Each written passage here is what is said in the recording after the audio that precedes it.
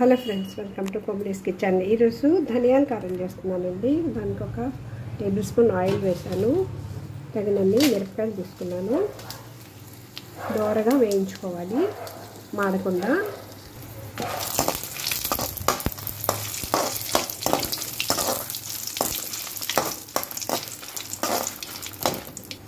తగినంత కరివేపాకు వేసుకుంటాము. కొంచెం ఎక్కువ కావాలంటే ఎక్కువ వేసుకోవచ్చు, లేదంటే కొంచెం తక్కువైనా వేసుకోవచ్చు. బాగుంటుంది వాసన కరివేపాకు.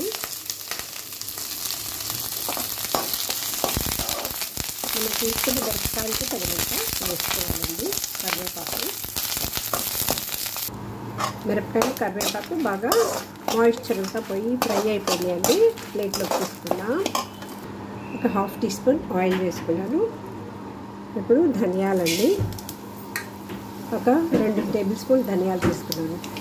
ఒక హాఫ్ టీ స్పూన్ ఆవాలు, 1 స్పూన్ జీలకర్ర, 1 స్పూన్ మినపప్పు, 1 స్పూన్ పచ్చెనపప్పు. ఇంగువ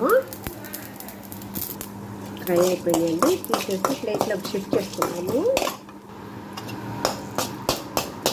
పులుపు లైట్గా ఉంటే బాగుంటుందండి ధనియాల కారంలో. మనం వేడివేడి అన్నంలో వేసుకొని తినచ్చు, దోశల్లో వేసుకోవచ్చు, ఇడ్లీకి అన్నిటికీ వేసుకొని కొద్దిగా ఒక బొట్టు నెయ్యి వేసుకొని తినచ్చు అనమాట.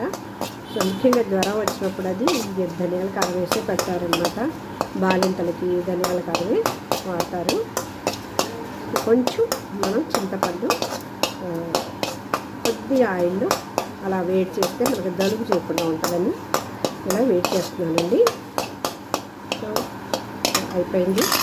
తీసేసి కూల్ అయిపోయినాక వెల్లుల్లి, తర్వాత కళ్ళుప్పు వేసేసి మనం మరీ మెత్తగా కాకుండా కొంచెం గరుగ్గా గ్రైండ్ చేసి తర్వాత చల్లారాక బాటిల్లో స్టోర్ చేసుకుంటే మనకి ధనియాల కారం రెడీగా ఉంటుంది. ఇది వారానికి ఒక్కసారి చేసుకుంటే ఫ్రెష్గా ఉంటుందండి. ఎప్పుడు మనం చాలా ఎక్కువ చేసుకున్నానికి ఆ ఫ్రెష్నెస్ ఉండదు అనమాట.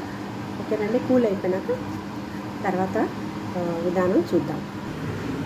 ఇప్పుడు కూల్ అయిపోయిందండి. మిక్సీ జార్లో వేసుకున్నాం. ఇప్పుడు తగినంత ఉప్పు వేసుకున్నామండి. కొంచెం ఉప్పు చటాక్గా ఉంటేనే బాగుంటుందండి మనం రైస్లో అది కలుపుకునేటప్పుడు.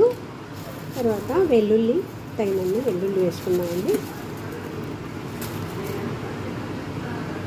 సరిపోతుంది. ఇప్పుడు గ్రైండ్ చేసుకున్నాము. చూసారా, ధనియాల కారం ఫ్రెష్గా రెడీ అయిపోయిందండి. ఇది ఒక వారం 10 రోజులకు వస్తుంది. తర్వాత మళ్ళీ ఇదే విధంగా చేసుకుంటాం అనమాట మేమైతే. సో ఈ రెసిపీ మీకు నచ్చిందా లేదని కామెంట్ చేయండి.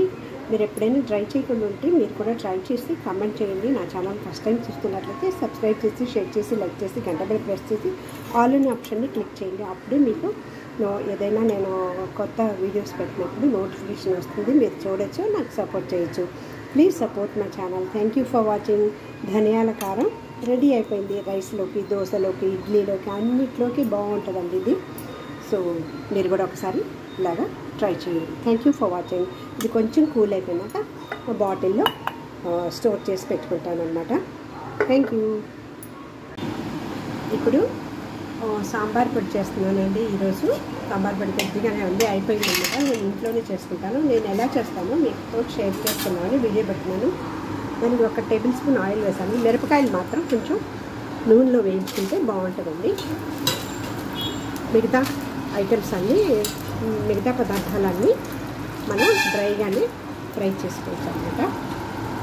ఇది మాడకుండా కొంచెం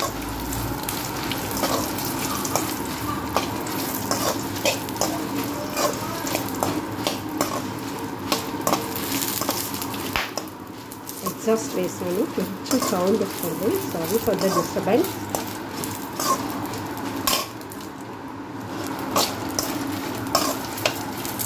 మాడిపోకుండా కొంచెం మంచి వాసన వచ్చేంత వరకు మనం మిరపకాయలు వేయించేటప్పుడు కొంచెం కళ్ళుప్పు వేసామనుకోండి, కొంచెం ఘాటు రాకుండా ఉంటుందండి. ఎటు మన ఇంట్లో లైట్గా వేస్తే చిడిపోకుండా కూడా ఉంటుంది అనమాట మనకి పొడులు. సో ఇప్పుడు కొంచెం ఘాటు తక్కువద్దండి.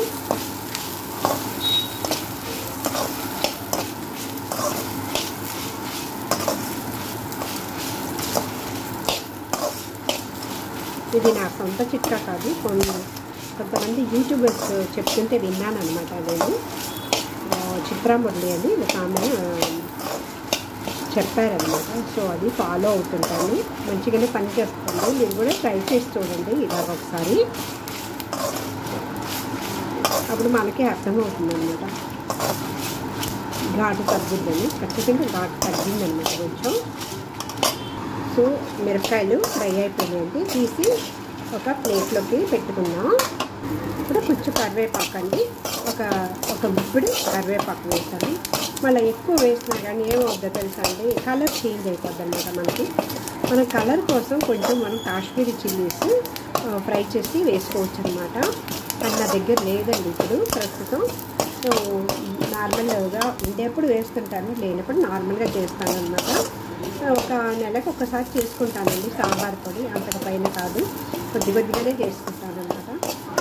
బయట నుంచి కొనను, ధనియాల పౌడరు, సాంబార్ పొడి ఇవన్నీ ఇంట్లోనే చేసుకుంటానండి.